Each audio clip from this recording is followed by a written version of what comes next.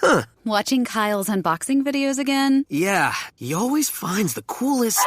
No way! A robot dog? Gotta ask where he got it. Or use your Samsung Galaxy S24 Ultra. Just draw a circle around the dog on your screen, and it shows you where to buy it right in the app. Whoa, I just learned a new trick. And that for once, I beat Kyle to the next big thing. Circle it, find it with the new Galaxy S24 Ultra and circle the search with Google. Get yours now at Samsung.com. Internet connection required. Results may vary based on visuals. Barenaked, Barenaked, Barenaked, ABCs.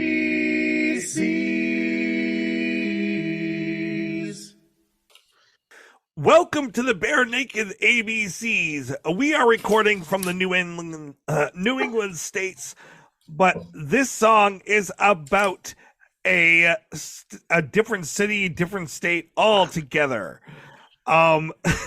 So I'm gonna jump into it real quick, and I'm gonna have our cast say who is here because my voice is barely hanging on tonight. Thank goodness. Welcome, gentlemen and ladies. Hello.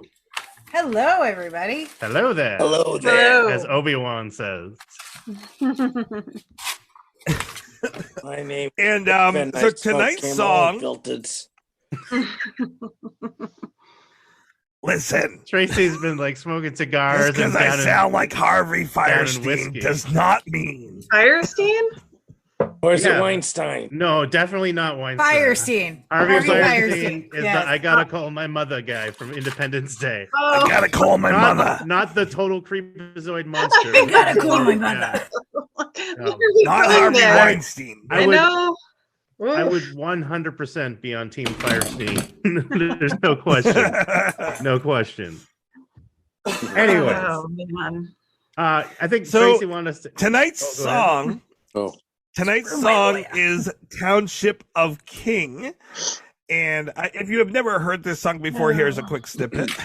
She lived alone in a little home by the Township of King. In the morning she feed the birds and listen to them sing. And I'm going to hand it over to Aaron now. Aaron, what album is it on? Well, Kevin's singing, so no help there, really. With the... Well, it can't be the first three albums. Yeah, that's very true. I can eliminate the Andy albums. But this was tough because it's very much a Kevin song, and it's that there's nothing in it that helps me identify it in a place of time as far as the sound per se.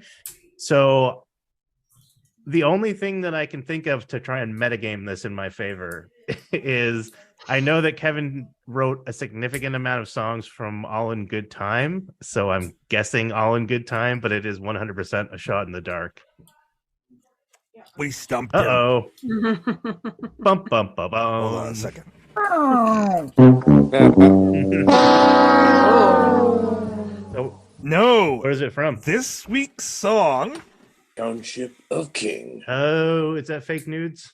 It is fake Didn't nudes. they do... Nudes. I should have known that because they did an acoustic version a couple years later, right? And this is probably off that.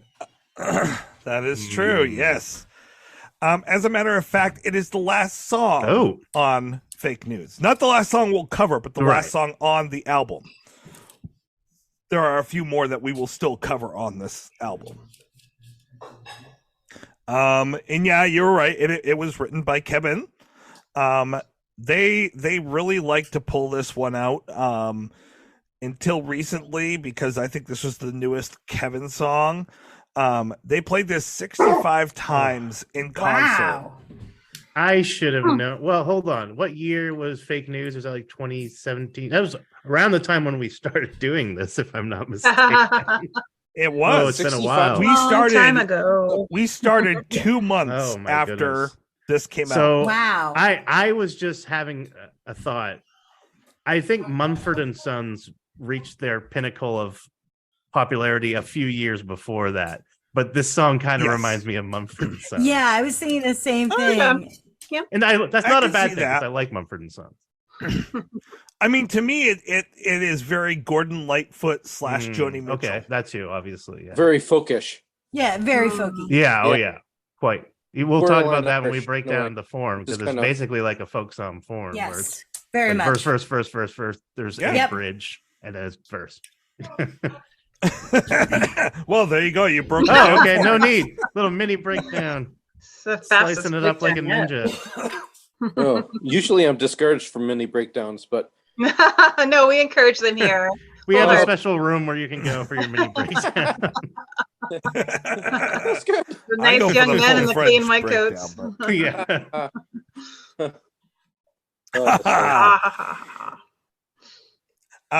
Aaron and Heidi, do you want to give us a fuller breakdown? It's like Ooh. the sequel to Full House. It's a Sure. fuller breakdown. Fuller The breakdown. fuller breakdown. It's much more fuller. Whatever happened to you? So, Aaron, you want me to take the chord progression? Yeah, go for it. So this is again very, very simple, and as you said, in terms of folk music style, the traditional folk music ballad is. I often have to train my students to understand that a ballad is not like the love rock ballad. A traditional storytelling ballad, which goes way back to the very like what 400 or fifth 1600s 1700s, there were 1600 1500s. Like Shakespearean almost. It tells a story, right? And we were able to bring a lot of ballads from especially the British Isles, Scottish, Welsh traditions, Irish ballads over here, because this guy from Harvard named James Childs collected a whole bunch of what we now refer to as the Child ballads, which are numbered, kind of like Mozart. Like Mozart's somebody pieces, else yeah. went in and cataloged all of his works. Mozart didn't say, oh, K191. Somebody else did. And so Childs brought all of these ballads that over, for example, Barbara Allen, very like in London Town where I was born, and Greensleeves, all of those very well-known ballads that were very common as troubadours or balladeers would travel and play for public. Anyway, this follows that traditional form where you just get the story. You get a story. There's usually, with a traditional ballad writing, there's no chorus. In this particular case, you get a little tiny bit of a chorus, but it's just the come, the sky is gray, come, we'll find a way, which is very, very common too. And like more modern ballads, for example, you brought up Gordon Lightfoot, and The Wreck of the Edmund Fitzgerald is a perfect example of there is no chorus. It's stanza, it's just phrase, like it just keeps telling the story. And in this case, that's what Kevin does brilliantly. It's a beautiful story that he tells, but you do get a little bit of a mini chorus in there. So that's where it does kind of change. Also, the form of the stanzas, you usually rhyme A, B, so it's king, sing, harm, farm, off the fields and farms. Oh yeah. So you've got a common rhyme, and then another tag at the end, which again is very, very reminiscent of a traditional English ballad form. The key is in the key of D. He keeps it very, very simple here. So it's D, the root chord 1 to a 5 chord to a 4 chord. So D to A to G. Am I on the right, what you have, Aaron, pretty much? Exactly what I've got. So she lived alone in a little home by the town, A chord, Township of King to G chord. And that just repeats over and over until you get to the tagline of the fields and farms. Oh yeah, where I have a C chord, which is a 7 chord, to the G chord, to the 4 chord, and then to a B minor chord. I think it's a very interesting twist. Yeah. And yeah. then, it takes you back to the not, tonic chord. That's not what they say on Ultimate Guitar. Well, they might be wrong. What do they say on ultimate guitar? What does it say there? Yeah, I'm curious. I'm pulling it up. Hold on one moment. Keep Heidi, going, what Heidi and Aaron, what Guitar Tabs has, and once again, they definitely could be wrong. Ultimate Guitar could be wrong. Is that it in the verse, which is pretty much the whole song, it goes D to B minor, right at Township. So Town is B minor, and then A is ship turns to the A. So it's a very quick B minor A, and then into a G. No, that could happen. Yeah. I wasn't. It could. I kind of interpreted it as the bass walking down. Yeah, that's I don't know that we actually too. changed it's not the chords. Right. But you could argue that definitely. Absolutely. Yeah. I mean, you can hear that transition, but I often think it's just walking down from the B chord to the A chord, because the B minor is a step above the A. So right. Yeah, no, it makes sense. They might just be putting that in there to make sure that people do that when they're playing through it. And then you have this lovely, gorgeous interlude section with the acoustic guitar melodic line. And then verse 2, then that interlude, that gorgeous interlude again, that melodic interlude, and then the little mini chorus, verse 3, interlude, mini chorus, verse 4. Then the outro has a much longer acoustic guitar solo there. But what do you have? But it lands on the tonic chord, but it's very reminiscent, I think, of a traditional ballad form. Agreed. I was going to ask you, Heidi, are we changing keys or modes, or are we just borrowing chords? I'm not sure. I almost wanted to say modes, but I'm not sure. That would have taken me a little more time to figure out. But it's really short. It's hard to say for sure. I think if we spent more time in that section, it might be easier to kind of call it a key change. But I'm tempted to just call it like a couple of borrowed chords or something. I think it's just he's borrowing, because he comes back to the tonic chord and he only gets out of it for that. I mean, it's like a step away and a step D back. to C. Yeah. I mean, he'd be shifting down a key, and then he'd it have doesn't the really- 1 yeah, and the it- 5 and the 7. It doesn't sound as momentous as I think that would sound if we were No. settling So, in. I mean, I think that's I'm it's- going to say borrowed, but Yeah. again, Kevin, it's kind of up to interpret. Oh yeah, please come on, Please Kevin. come on the show. I think I think this is one of the most perfect songs. It's a beautiful song. Yeah, I really. Sorry, go ahead. Great Stephen? to listen to. Even my girlfriend liked it. Well, there you go. Yeah, it's a very pretty song. It makes me want. It makes me want to like walk outside in the sun. You know what I mean? Walk into nature. You know, one of those kind of songs. And it kind of starts off with kind of like painting a picture, you know, a scenic picture of this really nice place, and then it transitions. I guess we'll wait to talk about the lyrics. I don't want to jump the gun. But yeah, I agree completely with what Heidi said. It's very much a folk song, and I like having that just a little taste of a chorus or a refrain, you know, with the come away, come away. In another, there are a lot of folk songs that either, like Heidi said, just are basically iterations on verses, or they cut to a refrain at like a line or two at the end of every verse, like something like New York Girls, like away you Santee, my dear Annie. And it keeps coming back to that, and that could be fun too. But I think this was kind of nice. I think this was just kind of reminds me of like Suzanne Vega's Queen and the Soldier, which is another brilliant ballad. Or even though Romeo and Juliet by Mark Knopfler, if you're aware of that, I love that song so much. That one does have a chorus in there, but it's the story is still, it's so much borrowed from the traditional form. But I think Queen and the Soldier is another one of those perfect ballads. Yeah, it's very simple, but it's very well done. And it's I don't know. I can we talk a little bit about the did everyone else here listen to the acoustic version? Yes. I think I prefer the acoustic version, which is not something that I say often. I love my synthesizers and I love all that stuff, you know, but there's something about it because of the simplistic ballad nature of the song. It just lends itself well to, I think, having fewer instruments and just letting the guitar sing and letting the voice speak. It just sounds right to me.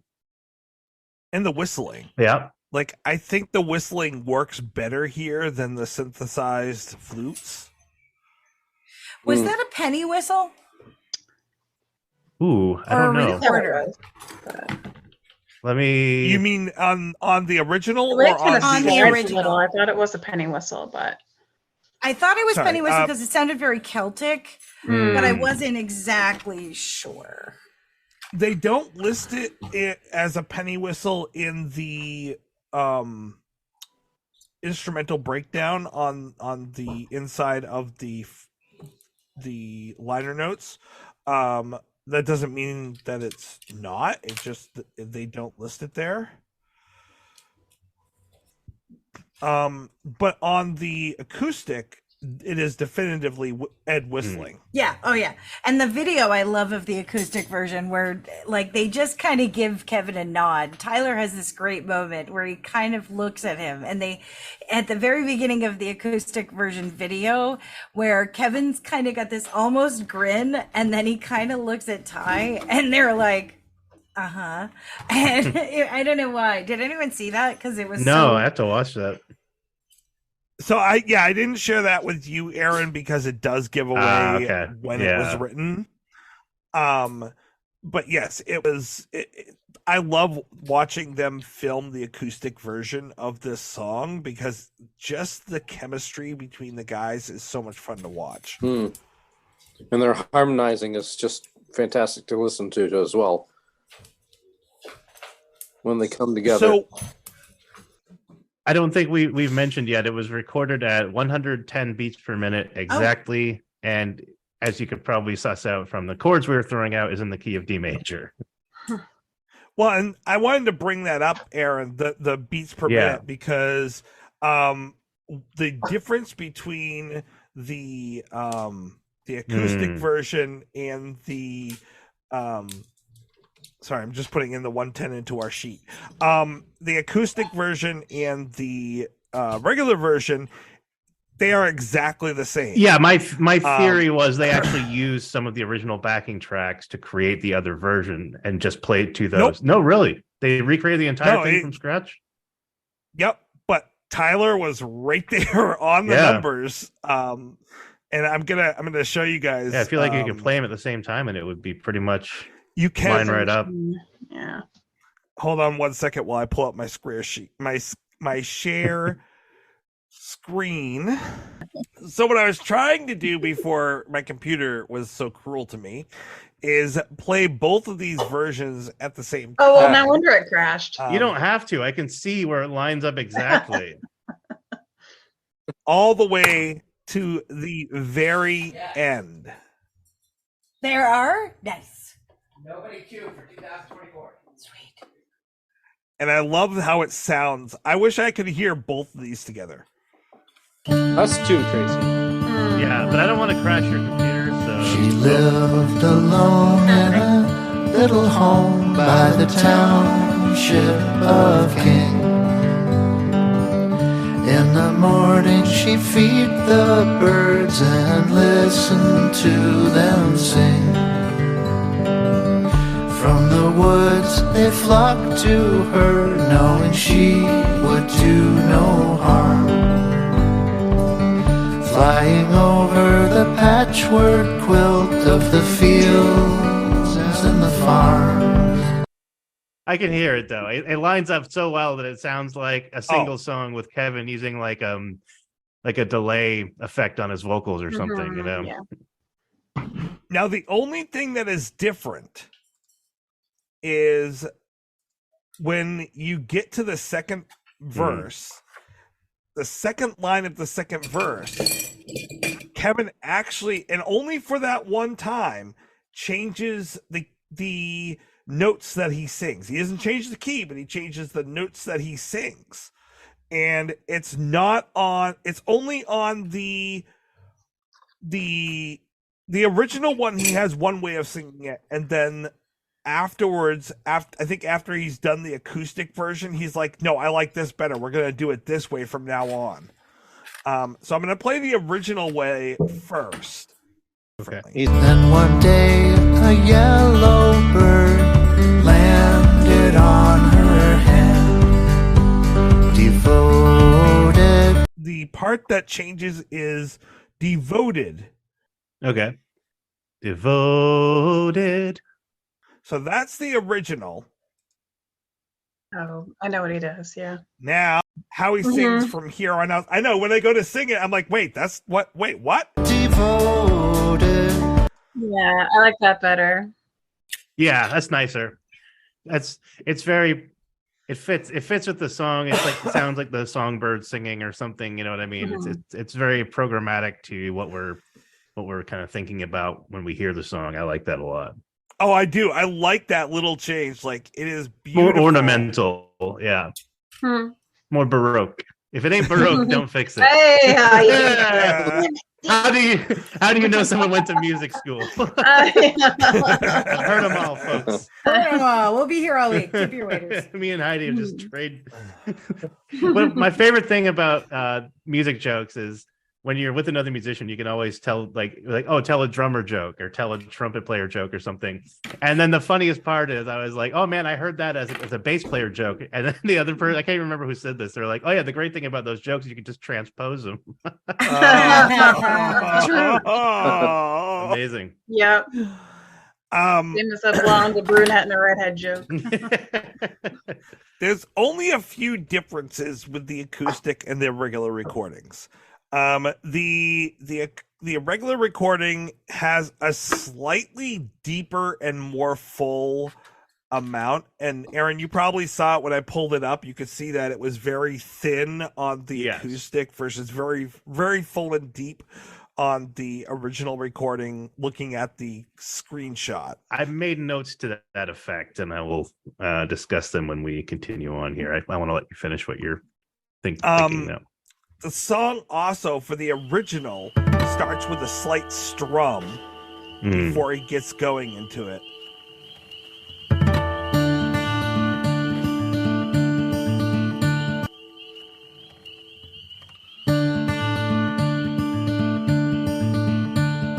Oh, the little Spanish classical guitar harmonics. Yeah, I like that. Actually, I wish they kept that in the acoustic version. That's the only thing that I think I prefer in the OG. Yeah, and when they do the selfie cam jam, he does do that. Oh, nice. And also on the album recording, as well as in the selfie cam jam, he has the glockenspiel in during the choruses and at the end. The glockenspiel, one of my favorite instruments, based solely on the name. It's so fun. I love the name. The other thing is that in the acoustic version, there's the drums are actually higher in the mix, and it might be because there's not as much that's in there, so it's a little more prevalent. But you can hear the drums much more in that acoustic version.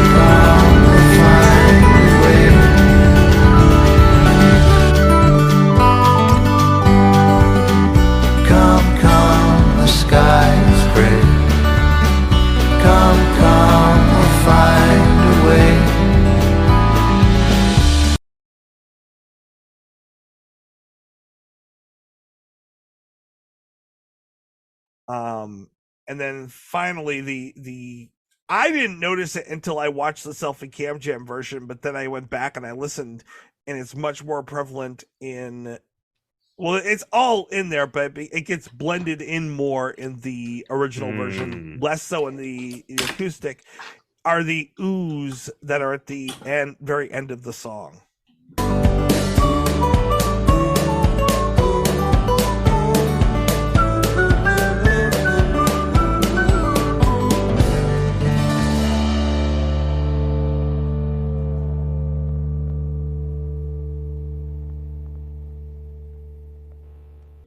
Well, that's why I think I prefer the acoustic version. As you pointed out, Tracy, there's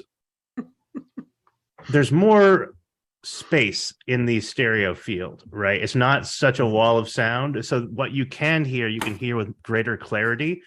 And I really like that we can hear the vocal harmonies and, like you said, the oohs and things like that. And the guitar actually sounds more crisp and clear. I just like how kind of simple and clean it sounds. I agree. Yeah. I'm always a big fan of Irish music anyways. And so yeah, it has that to it quite a bit. Feel to it, definitely. Their shanties and whatnot are just great, storytelling masterpieces, really, because it's just so good. They talk about some of the dumbest things, but I mean, it's really funny. One of my favorites is called The Sick Day, and that is an amazing song for me because it's hilarious.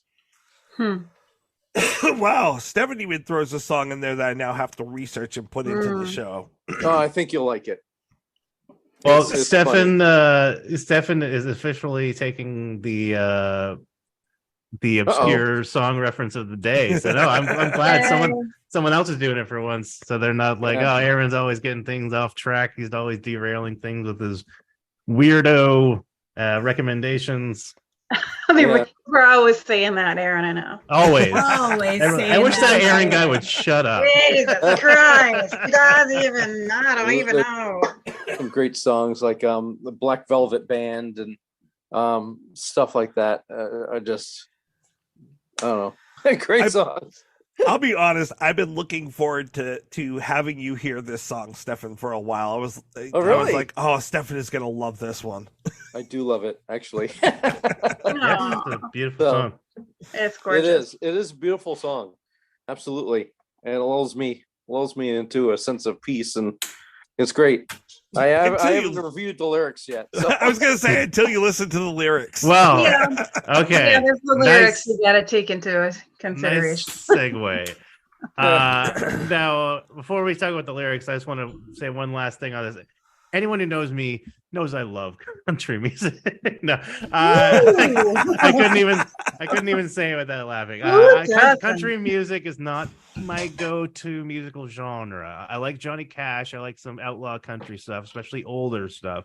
And I like some newer stuff that sort of expands it into something else by fusing it with other genres like psychobilly and things like that. But I'm certainly, especially in the era that I grew up, like the 90s, into the early noughties. I feel like country was very, very specific. It was like you had to sing in this over pronounced twang, and you had to have a very specific, like you could only have 4 chords, and there were all these rules, and it was very samey. So Alan Jackson, Garth Brooks, everything kind of sounded the same for a while. I'd take those over Reba, though. Whew, I can't listen to Reba. I'm not getting in the middle of any holy wars here. You'll die on that hill. Okay. But having said that, what hill are we dying on? No Reba. She's not a Reba fan. Much. No. I mean, I prefer Dolly. Yeah, Dolly's great. Dolly's awesome. Come on. You'd get, good that you said that. Well, having said that, it's a very nice song, and I've recently actually been diving back into Red Dead Redemption 2, and through playing that, I got in the mood to start rewatching Westworld. So I'm sort of into the whole cowboy thing right now. So if there were ever a time in my life that this song could come along and get a good score from me, I am primed for a country ballad right now. Jeffrey Wright, Anthony Hopkins. Oh my! What a great cast! Yeah, it's true. Go over that one. It's very odd that we have a folksy song and it's not Ed. It's Kevin. Yeah, that typically we think of that as Ed's thing, the country rock thing, but this one, it's different. I could tell it was Kevin, not just because of him singing, but like the feel of it was slightly different. It's not the same kind of thing that Ed does when he does country rock.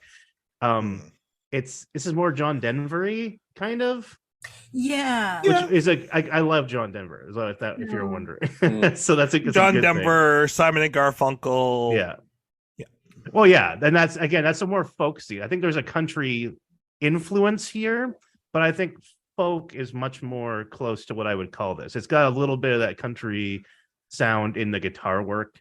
But I think the guitar picking, I think that's what I'm saying. It's a very country infused kind of riff, but like the structure is clearly folk. I think the melody is a little more folk than it is country. So it's an interesting little fusion, and it works out really well. And I love watching Kevin on the Selfie Cam Jam and on the acoustic version, the live acoustic version. Him guitar picking is just gorgeous and amazing to watch him do. So lyrics. Well, before we get to lyrics, I want to bridge it between music and lyrics. Did you guys hear about 4 or 5 times, usually when it's talking about like the sky or flight, it makes a whoosh sound? Did you guys hear the whoosh? Fly away. It almost sounds like brushes on a cymbal. Yeah, like on a cymbal, maybe. Right? Yeah. It was well, very. There were also, sorry, I didn't mean to interrupt. Go ahead. Finish. No, I was trailing off. It's okay. Trailing off. Well, apologies for butting in. I just got excited because I remembered I wanted to comment on. We talked about the little flourish on the guitar at the beginning of the studio version. I like that. I like the little organ you can kind of hear in the background. Although, I think taking it out added some space, which helped you hear the harmonies better. And the other thing that I liked, there were like 3 things that I liked better about the studio version. The third would be the ambiance in the beginning with like the kind of the sound of the crickets or birds. You can hear it in the intro and the outro. It's kind of nice. I kind of like that. Yeah.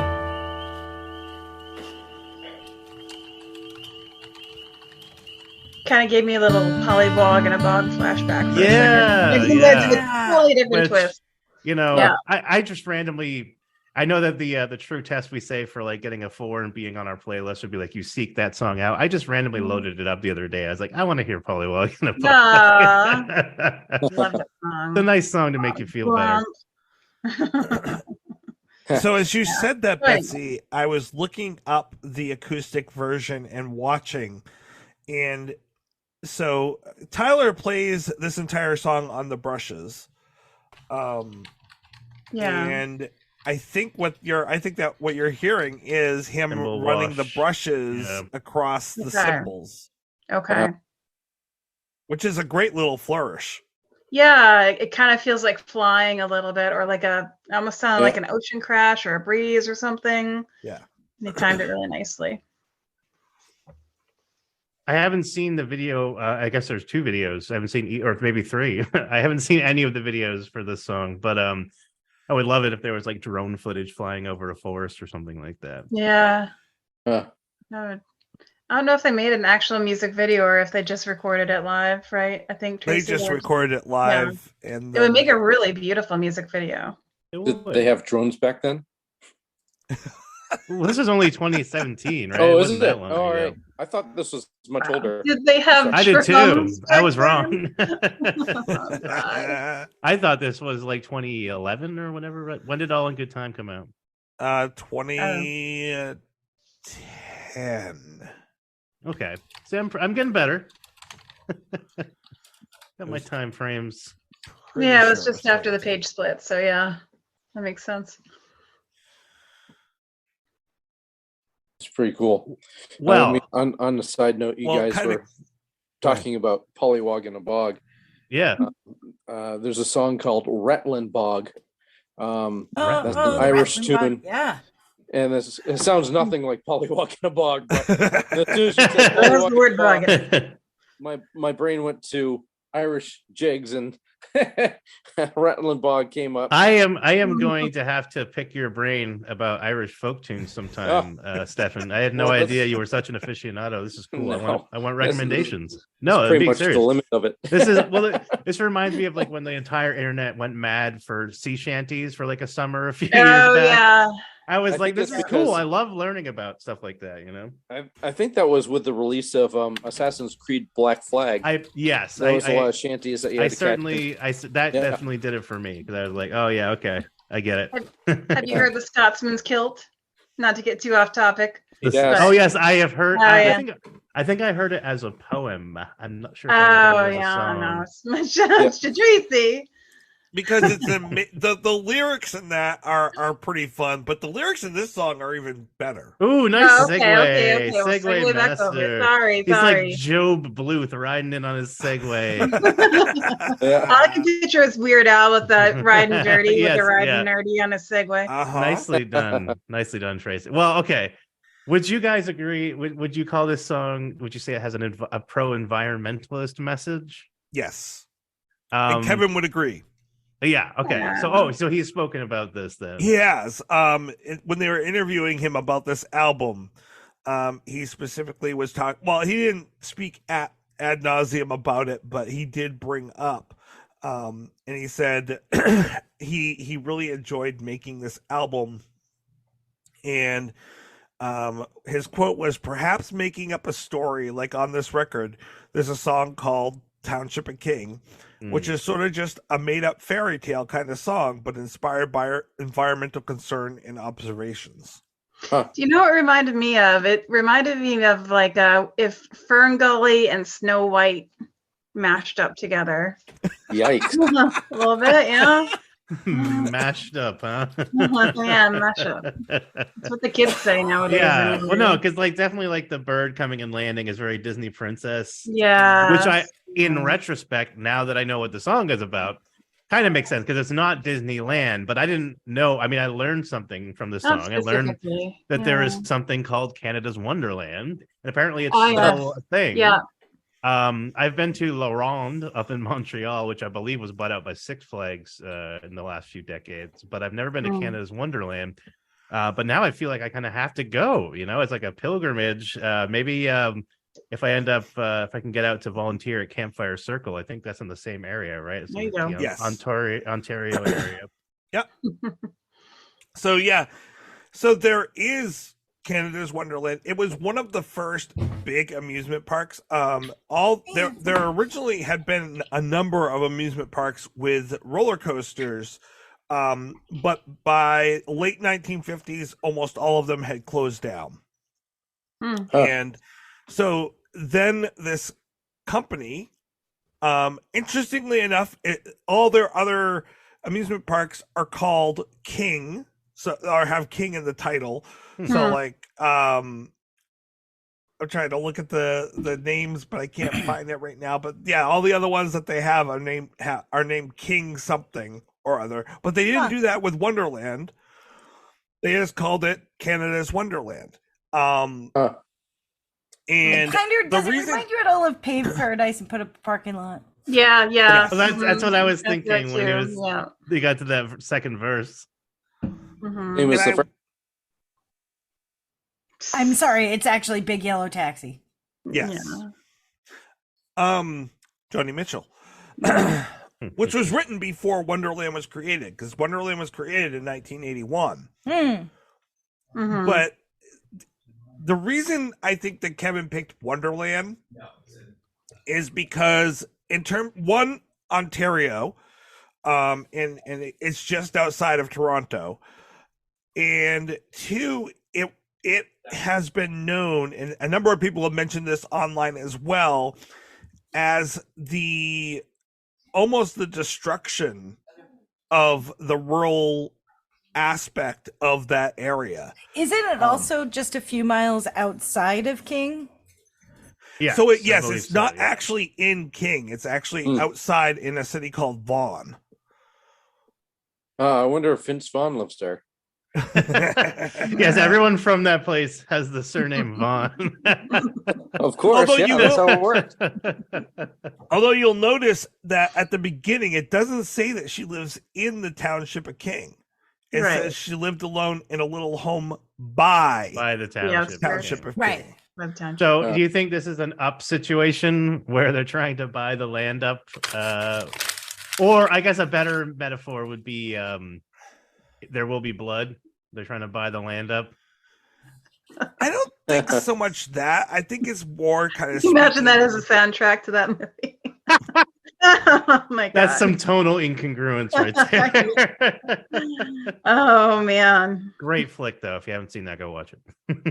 I think it's more talking about how when it was this slow progress toward, well, progress questionable, but change toward industrialization. Right. That was like the hub and everything commercialism. popped up around it, which happened Yeah. with the original Disneyland too, which is why Disney Yes. bought out so much land in Florida for Disney World. 'Cause everyone bought stuff around there. The prices skyrocketed, and it was just kind of surrounded by tourist trap places. Yeah, because when this happened, and Disney actually, when they made Disney World down in Florida, they originally were going to pick a park in Ontario, a spot similar to where Wonderland ended up being, but they decided it would not work because of the seasonality of it. They wouldn't be able to make enough money off it. Fair. But Wonderland has done perfectly well for itself. Yeah, it's still going. The first thing I did was look that up when I realized what it was talking about and see if it was still going, and it is. So clearly. But when it was first created, it was surrounded by farms. Now it's literally surrounded by urban sprawl, restaurants, plazas, malls. And the people that used to live in that area are like, what happened to the place that we loved? Basically, Judge Doom from Roger Rabbit, his dream came true. It changed a lot. It caused them to put in a number of expressways. It caused them to, like, a lot of places kind of blossomed up around it to try to kind of provide extra services in that area. And it's really great in that it's bringing stuff to Canada, but it's also really sad, like Kevin kind of points out in the song, that like this wonderful place that was so pristine has this huge gypsum mountain in the middle of it, which isn't real. Well, that's the thing. It's like you replace the real splendor and beauty of nature with fake nature or fake, and yeah, it's a little sad. It's fake plastic trees. Yeah. Hey, you never have to water them. It's true. And they never die. They never turn brown. By the way, like plastic trees. in the song, it talks about township. Canadian townships are not the same as what at least here in Maine, in New England, that we call a township. In New England, you use the word township and you mean literally a group of farms or buildings that are so sparse and so few that you can't even gather it together to what you would call a town. And so it's just, in order to get a couple of things passed and keep the roads working, you have a township. Very low population. Very low population. Sparse. Yeah. Yeah. More moose population than human. In some of those, definitely. A township in Ontario is actually just a section of a county. And it's mostly like there are geographical townships and municipal townships. This one is more of a geographical township of York County. So it's just a subdivision. I mean, this Township of King has 27,000 people that live in it. Oh, wow. Before Wonderland came around, I'm sure it wasn't that number. But yeah, it's 128 square miles wide. So it's not what we would call rural by Maine standards. Yeah. And it is right outside Toronto. Just north of it, I think, right? But there were a lot of people when it was first created that did not want it going up. No doubt. I'm going to Google it. That's what I'm doing. Consult Honestly, the Oracle. I want to visualize. The size of it, the number of different varieties of what is there, and the types of things that are in this park is very similar to Disney World. And the fact that it was then bought out by Paramount, and they started using a lot of different things that Paramount owned as and having the figures there is very Six Flagish. Yeah. So that's interesting. It kind of reminds me of this place in Japan called Nara Dreamland that was essentially them trying to recreate a Disney in Japan before they actually ended up getting Tokyo Disney. But it closed, I want to say, in about, well, now it's almost 20 years ago, I think. And I remember all these urban explorers getting really cool video footage and like pictures and stuff like that from inside. Very cool, very kind of creepy. But like, yeah, it's interesting. I think when Disneyland, because obviously theme parks had been a thing. It's not like Walt Disney invented the theme park, but it was so successful. And I think because he tried to have not just children, but families, and have the parents in mind, it really kind of inspired people to kind of do the same thing. So you see all these other ones pop up all over the place. But I didn't know that Disney was actually considering a park in that area, Tracy. That's very interesting. No, me neither. A far-fetched dream ended up being a fairly successful business plan. No kidding. Yeah. Being at the right place at the right time. Yeah. What people were looking for. And like Tracy said, it brought some, I mean, it's the interesting, like the double-edged sword of industrialization, right? Is, it's very possible, especially since the economy changed, from the late 19th century into the 20th century. We had the Industrial Revolution, and then we had other factors. We had a lot of like depressed mill towns that no longer really had a functioning mill and stuff like that. So like to get something like that could quite possibly save a town. But at what cost? So it's a very interesting dilemma. So absolutely, I concur. It's interesting that we have these pieces and parts of reality in this very fairy tale type song, because it tells a story, and it is a fairy tale story where the birds come in. This one bird particularly, it talks to her. By the way, it's really very funny and coincidental that I had a friend of mine today that was posting about how she has been feeding the crows out back of her house for a month now, and they are just now starting to bring her things, which is something I love crows. I love that they do that. Yeah. She's like, it's rewarding. I got my first rewards from the crows. And of course, we're talking about this song, and I'm like, oh my gosh, that is so hilarious. But you have this fairy tale like thing, and I like at the end where you get the magical realism and the twist, which you don't usually get with a Kevin song. You get the twist at the end where you think he's going to be like, she's waving goodbye. No, she's waving goodbye to the Township of King because the birds are flying and carrying her away. Yeah, I thought that's what she was saying, but boy, yeah, it's pretty fantastical, She's riding on the back of one of them or something. I believe it says that it will carrying. Look, are we talking African or European swallows? It's interesting. This bird comes in, tells her that of what's coming, and it must have gotten hurt in the process because she says she'll take care of it, and she'll feed it until it's strong and tall, and then she'll climb on its back and they'll fly away. Yeah, I think the interesting thing for me was so the first couple times I listened, I wasn't really paying attention to the lyrics at all. I was just listening to the music and trying to analyze the chords and such.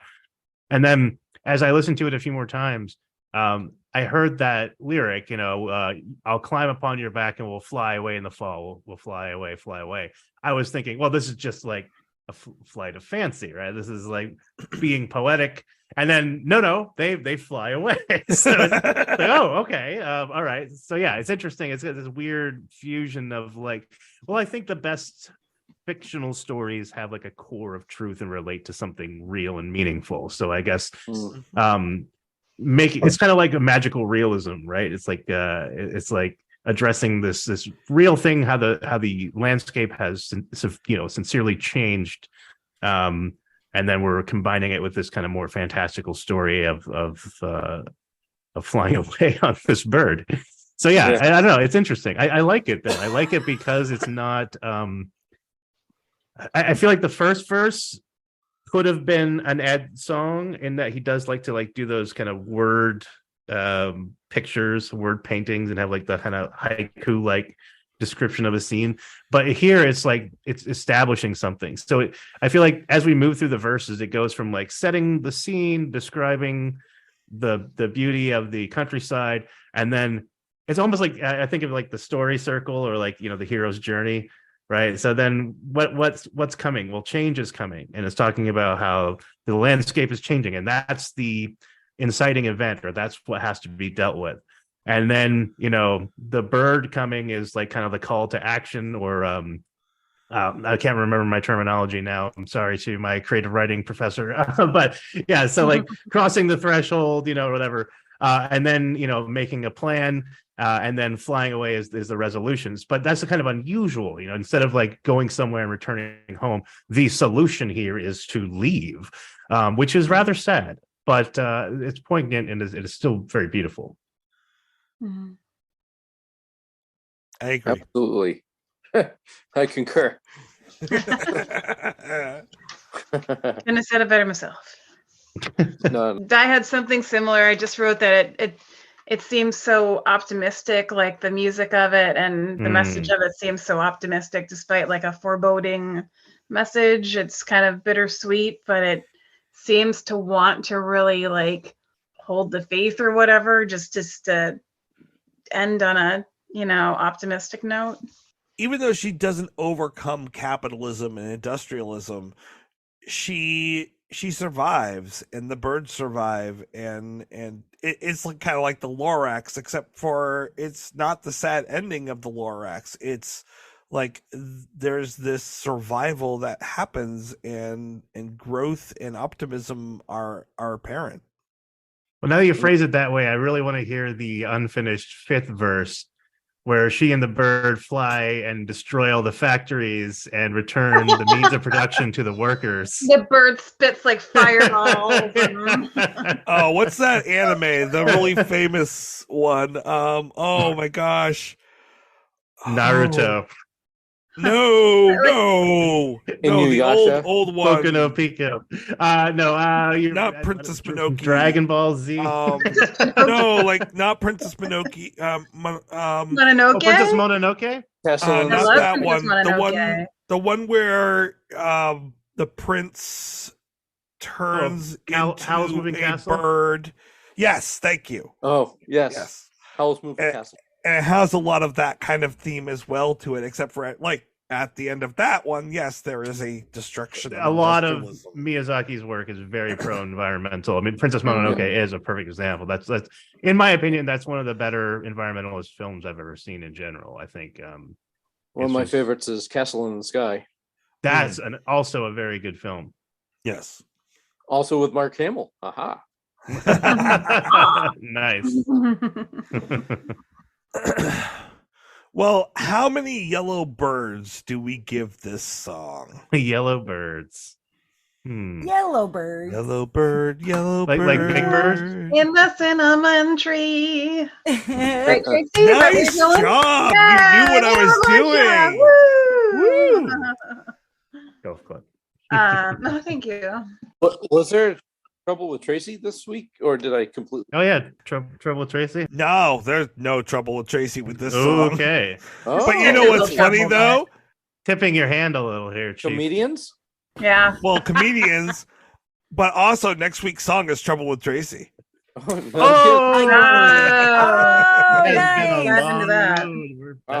going to be a long song, isn't it? We should invite as many people named Tracy as we can on as guests. A lot of trouble. Have like 8 Tracys. Like a big long list of his troubles. Yeah. What's the trouble with you? What's the trouble with you? The trouble I see. Nobody knows my sorrow. I thought your voice was going out, Tracy. I know. Who knew? Nobody knows. Yeah. Why don't we go with Stefan? Stefan, how many yellow birds do you give this song? Gosh, I love Irish folk. And this is so reminiscent of Irish folk. It's great. Kind of reminds me of Mumford and Sons as well. you know, and I like that. It was like put a banjo to good use, you know. Yeah, It's agreed. like if it's done right, Yeah, that's one hell of an instrument. agreed, man. But yeah, I like the sound. It's smooth. It's you know, just reading and listening to the lyrics, I couldn't make heads or tails of it. So I'm like, I'll just listen to it for the sake of listening to it. And it was great. I loved it. So I'm going to rank this.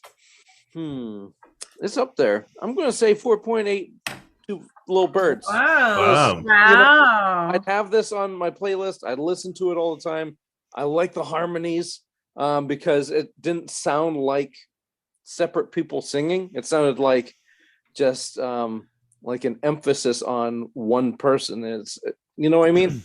I'm not good with talking about music and stuff, but that's what yeah. Good job. That's what I got. That explains it pretty well, actually, Stefan.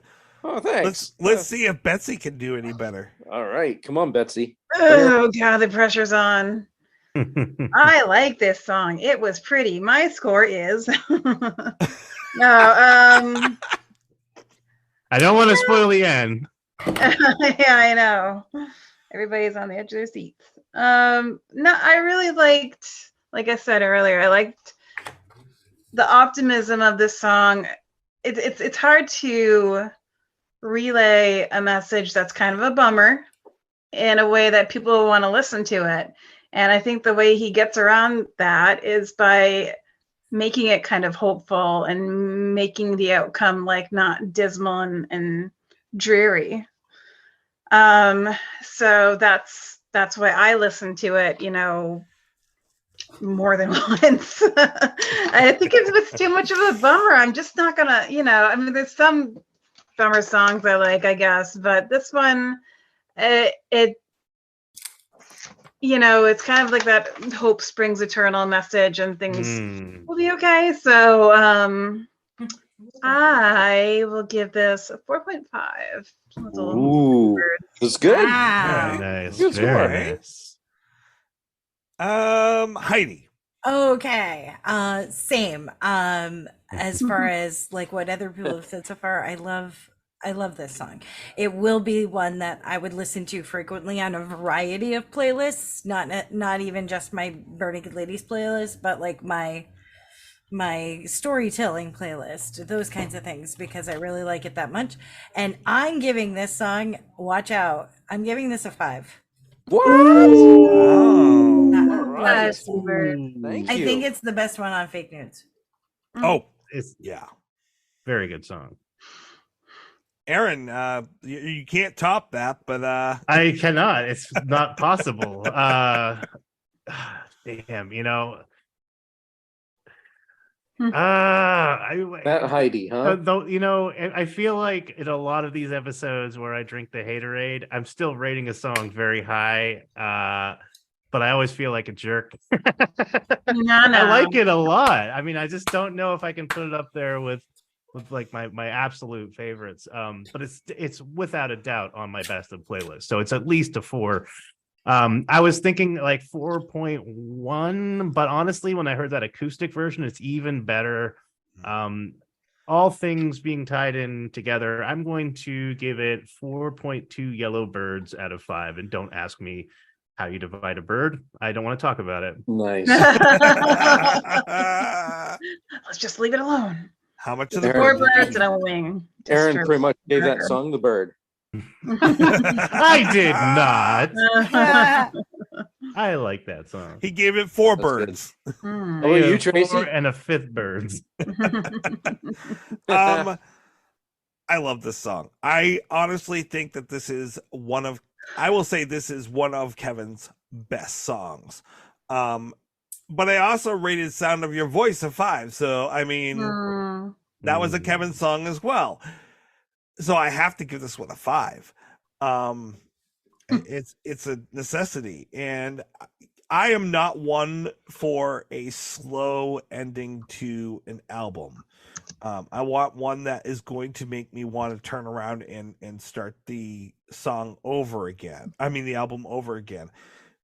this song does that though. Like Kevin has found that sweet spot of like the slow song, the gentle song that then makes me want to go back and listen to the beginning, which is Canada Dry. And this leads perfectly into Canada Dry. Like I'm like, okay, nice. You can That's just loop the album. Yes, it is well thought out. And I still say this is the best song on this album. When I'm listening to this album, this is the song I'm waiting to get to. So Oh, good. I definitely have to give it a 5. Whoa! Wow.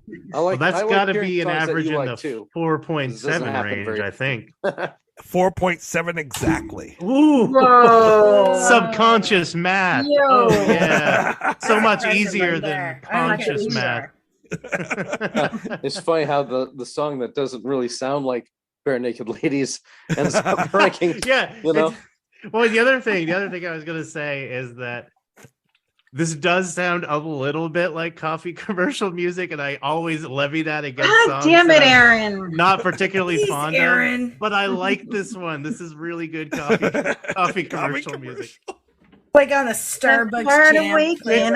I blame South Park. It's like every time they have the acoustic guitar, they do the Tweaks coffee commercial. Best part of loving your sibling. We'll blame them then. Yeah.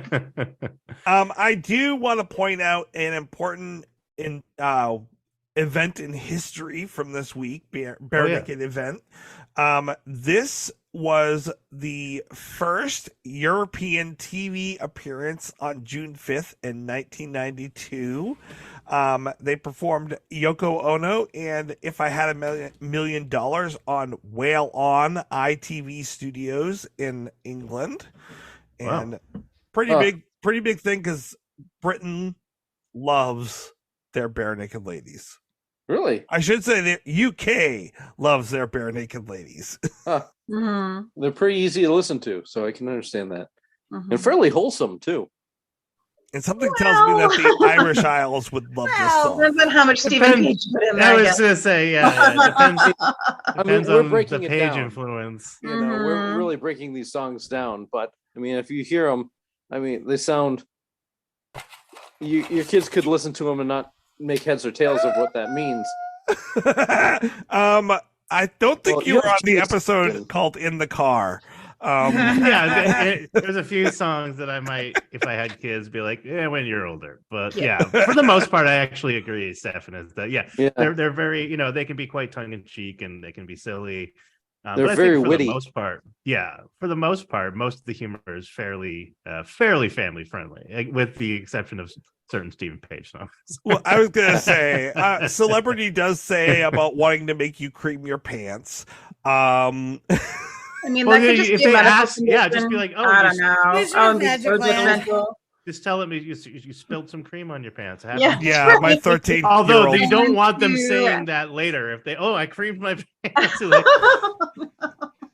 my 13-year-old is not going to fall for that, and he is going to repeat that at school. At that point, that's fine. You just got to sell it. Look, my parents let me watch Monty Python and George Carlin stand up when I was 13, which probably explains a lot about me. Oh dear! Something tells me they skipped the castle scene though. I didn't fully understand. That was about the age where I started to probably understand that. Actually, my son's like, Dad, can I take Monty Python on the school bus? I'm like, nope. You always forget about that scene until it happens. You're like, oh right, that scene. I think I should go back and face the peril. Well, speaking of facing the peril, next week we're gonna face the peril of Trouble with Tracy. Ooh. Okay. A little self-reflecting. Looking forward to that. You better have something for the Trouble with Tracy. With the Trouble with Tracy, right? You gotta have something. If you don't, there's gonna be disappointed. There's gonna be a Trouble with Tracy. Okay. Yeah. Oh my God! Is the Trouble with Tracy for that song that it required you to make up a bit called Trouble with Tracy? It's one of the many troubles. I haven't heard the song, so I'm very curious as to whether I'm going to like it or I'll have You have trouble with Aaron. Oh, I have heard the song. Wait, what? Remember, we listened to the whole Buck Naked album In the car? Remember, we had to listen to it for the right. house level That's episode, right. which is why yeah. you were like, "Wait, Naked. why don't we have a bit called Trouble with Tracy?" Oh, did I make that up? You were the one that forced that. Oh, I That forced it. I see. Oh. I'm boy. quite forceful. I'm known for How do you- forcing my Aaron, opinions. wow. All Okay, right, you may have spawned the idea, and I was like, "All right, I gotta go with that." It's That sounds more accurate because Okay. I throw out crazy ideas and Tracy's like, let's make that happen. Let's make that whole movie happen. Yeah. I just found It was a joke, Tracy. It was a joke. I found some stuff for that, by the way. I think I may have found what we need if you want to Yay! edit sometime in the near future. I mean, summertime is coming, so Yes, yes, it's true. editing would be wonderful. But hey, I had a blast talking about this song with all you Yes. lovely Yeah, me folks. too. Me too. Yeah, we get to talk Keep about on. some deep Keep dives on. for the next couple of weeks, so enjoy some time off. That was great. Great song. Okay. Great company. Thanks, guys. Have a good night, everyone. Hey, everybody. Have a good night. Good night. See ya.